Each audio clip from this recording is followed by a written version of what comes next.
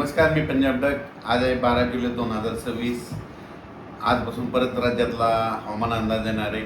राज्यामध्ये आज 12, 13 आणि 14 तारखेपर्यंत आणखीन असंच हवामान कोरडं राहणार आहे.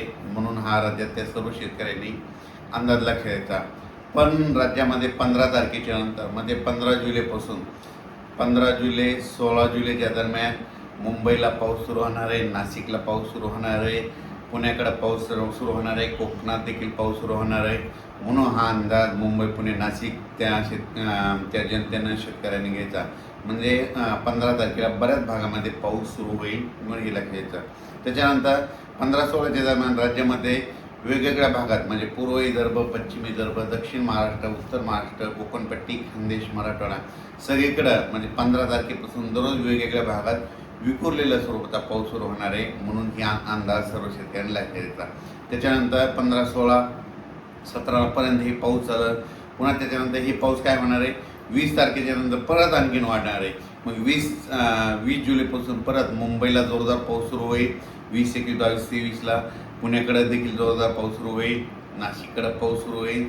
राज्यात देखील पुन्हा काय होणार आहे, 20 जुलैच्या नंतर बऱ्याच ठिकाणी पाऊस सुरू होईल म्हणून हे अंदाज लक्षात घ्यायचा.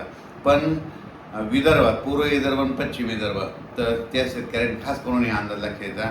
विदर्भात मात्र 22 तारखेपासून 22, 23, 24, 25च्या दरम्यान विदर्भामध्ये काही ठिकाणी मुसळधार ते अतिमुसळधार, काही ठिकाणी अतिवृष्टी होणार आहे. म्हणून हा अंदाज विदर्भातल्या शेतकऱ्यांना लक्षात घ्यायचा. मग सांगायचं झालं तर नागपूर जिल्हा, भंडारा जिल्हा, गोंदिया जिल्हा, चंद्रपूर, यवतमाळ, गडचिरोली, त्याच्यानंतर इकडं यवतमाळ, त्याच्यानंतर अमरावती ह्या परिसरामध्ये काय होणार आहे, 22, 23, 24, 25 दरम्यान काही काही ठिकाणी मुसळधार, कुठं अतिमुसळधार. वर्धा जिल्ह्यात देखील मुसळधार पाऊस पडेल म्हणून वर्ध्याकरांनी अंदाज लक्षात. भंडारा जिल्हा, नागपूर जिल्ह्यात देखील मुसळधार, अतिमुसळधार पाऊस पडणार आहे म्हणून हा अंदाज लक्षात द्यायचा.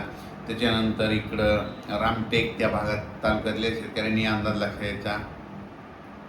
विदर्भात समजा 21 तारखेच्या 22 तारखेपासून पाऊस सुरू झाल्याच्यानंतर एक लो प्रेशर आहे, ते चक्रीवादळ आहे. तर ते काय होणार आहे, मग ते असं विदर्भातून जात असताना मग ते अमरावतीकडे जाईल, अमरावतीला पाऊस पडेल. त्याच्यानंतर अकोल्याला पाऊस पडेल, बुलढाण्याकडे जाईल, हिंगोली, त्याच्यानंतर इकडं परभणी जिल्हा, नांदेड जिल्हा त्या भागात देखील पाऊस पडेल. त्याच्यामुळं तुम्हाला सांगू इच्छितो ते जात असताना काय होणार आहे, महाराष्ट्रात मात्र इकडं रिमझिम पाऊस पडणार आहे म्हणून हा अंदाज लक्षात घ्यायचा. तिकडं मुसळधार पाऊस पडेल आणि इकडल्या भागामध्ये मराठवाडा झालं, या भागामध्ये काय होईल, रिमझिम पाऊस येईल म्हणून हे अंदाज सर्व शेतकऱ्यांना लक्षात घ्यायचा. लातूर जिल्हा, बीड जिल्हा, धाराशिव जिल्हा, सोलापूर जिल्हा, बीड जिल्ह्याचा काही भाग, त्याच्यानंतर अहिल्यानगरचा काही भाग, त्या भागामध्ये काय होईल. तसं तर 15 तारखेला बऱ्याच भागामध्ये पाऊस दिसल, 15-16च्या दरम्यान येईल. पण 20 तारखेला मात्र 20, 21ला मात्र तिकडं देखील बऱ्याच भागामध्ये पाऊस आलेला दिसेल म्हणून हा अंदाज लक्षात घ्यायचा. पण त्याच्यानंतर हे जे 22-23ला जे नागपूर, पूर्व विदर्भात जे मुसळधार, अतिमुसळधार पाऊस पडेल, तर त्यावेळेस मात्र मराठवाड्यामध्ये काय होणार आहे, रिमझिम पाऊस राहणार आहे म्हणून हा अंदाज मराठवाड्यातल्या शेतकऱ्यांनी लक्षात घ्यायचा. त्याच्यानंतर खास करून नंदुरबार जिल्ह्यातले शेतकऱ्याचे फोन आले. नंदुरबारकडे देखील 15 तारखेला 15-16च्या दरम्यान काही भागामध्ये पाऊस हजेरी लावणार आहे म्हणून नंदुरबार जिल्ह्यातल्या शेतकऱ्यांनी अंदाज लक्षात घ्यायचा. पण त्याच्यानंतर 20-21ला आणखी ते नंदुरबार जिल्ह्यातला देखील पाऊस पडेल. पण नंदुरबार जिल्ह्यात मात्र 22, 23, 24, 25च्या दरम्यान मात्र चांगला मुसळधार, अतिमुसळधार पाऊस पडणार आहे म्हणून नंदुरबार जिल्ह्यातल्या शेतकऱ्यांनी अंदाज लक्षात घ्यायचा. कारण की नंदुरबार जिल्ह्यामध्ये शेवटच्या आठवड्यामध्ये जोरदार पाऊस पडणार आहे म्हणून हे अंदाज लक्षात घ्यायचा. आणखीन त्याच्यामध्ये काय झालं की ज्या जिल्ह्यात अद्यापही पाऊस झालेला नाही त्याच्यामध्ये आणखीन 27 जुलै ते 5 ऑगस्टच्या दरम्यान पुन्हा एक प्रणाली तयार होईल आणि ते पाऊस आल्याच्यानंतर त्या भागात देखील पाऊस पडणार आहे म्हणून अंदाज लक्षात घ्यायचा. पण राज्यामध्ये मात्र 15 तारखेला म्हणजे 15 जुलै 16 जुलैच्या दरम्यान राज्यात बऱ्याच भागामध्ये पाऊस येणार आहे म्हणून हा अंदाज लक्षात घ्यायचा.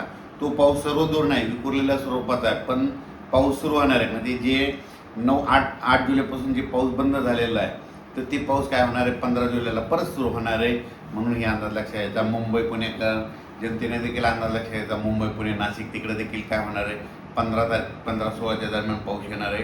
पण 20 तारखेच्या नंतर तिकडे देखील जोराचा पाऊस पडणार आहे म्हणून हा अंदाज लक्षात घ्यायचा.